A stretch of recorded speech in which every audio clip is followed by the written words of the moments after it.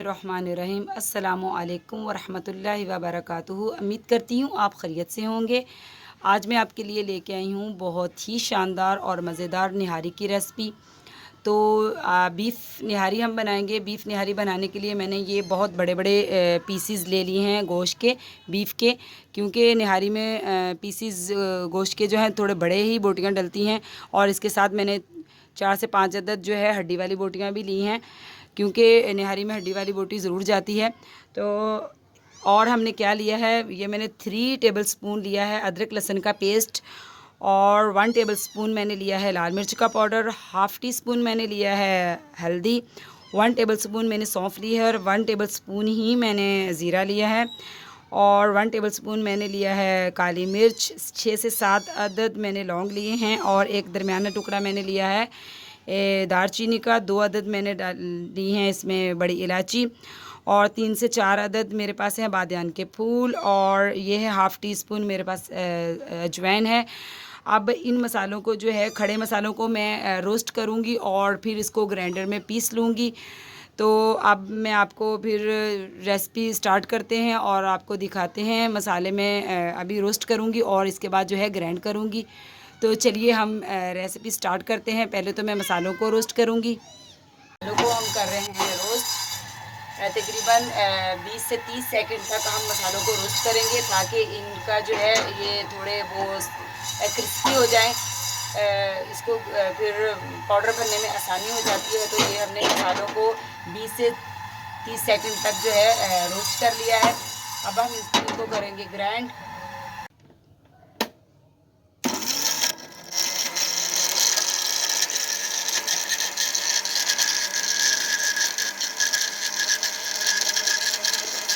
हैं निहारी बिस्मिल्लाहिर्रहमानिर्रहीम। तो मैंने लिया है 2 कप, 1.5 कप मैंने ऑयल लिया है।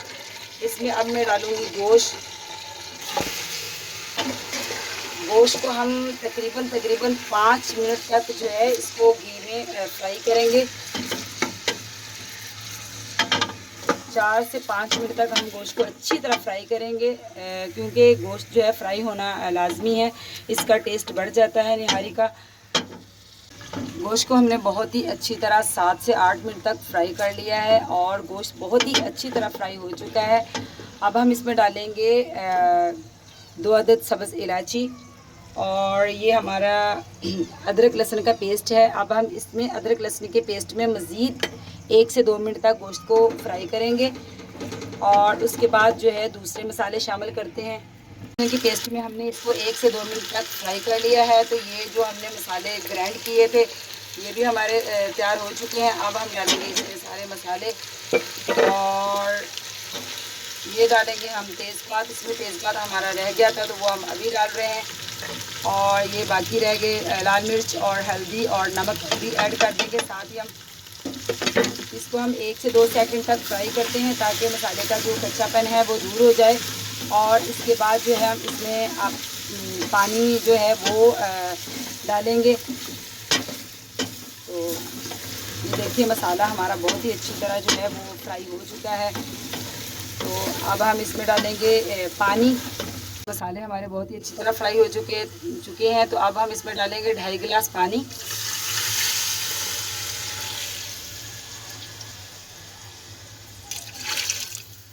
अब हम कुकर का जो है इसका लगाएंगे प्रेशर का ढक्कन, और इसको हम जो है 25 से 30 मिनट तक जो है इसको हम सीटी पे रखेंगे, सीटी लगाएंगे। और उसके बाद मैं आपसे मिलती हूँ कि इसकी क्या कंडीशन है। हमारे रहीम, तो देखिए माशाल्लाह माशाल्लाह हमारा जो है ये निहारी का जो है कोरमा पक के तैयार हो चुका है, और खुशबू इतनी है कि माशाल्लाह कहाँ तक इसकी खुशबू जा रही है। अब हम इसमें डालेंगे आटा। तो आटे को पहले हम करेंगे थोड़ी देर रोस्ट करेंगे आटे को, उसके बाद हम जो है इसमें ऐड करेंगे। तो चलिए आटा हम पहले फ्राई कर लेते हैं। तो हम जो है 1 से 1.5 मिनट तक जो है भून लेंगे। इसमें इसका जो है एक कच्चापन होता वो भी ख़त्म हो जाएगा। वैसे तो बहुत सारे लोग जो हैं वो कच्चा आटे का पेस्ट बना के निहारी में डाल देते हैं, लेकिन मैं जो आटा इसमें डालती हूँ उसको पहले मैं थोड़ी देर के लिए रोस्ट कर लेती हूँ, और उसके बाद जो है फिर इसमें पानी ऐड करूँगी और इसका पेस्ट बना के फिर हम जो है उसमें निहारी में ऐड करेंगे। आप देखिएगा कि निहारी इससे भी जायका नहारे का जो है 2 गुना बढ़ जाता है। तो आटा हमारा हो चुका है फ्राई, तो अब हम इसका बनाएंगे पेस्ट। हमने कर लिया था रोस्ट और अब हमने इसका बना लिया है पेस्ट। तो अब हम इसमें आटे का पेस्ट ऐड करेंगे और साथ साथ इसको हिलाते जाएंगे।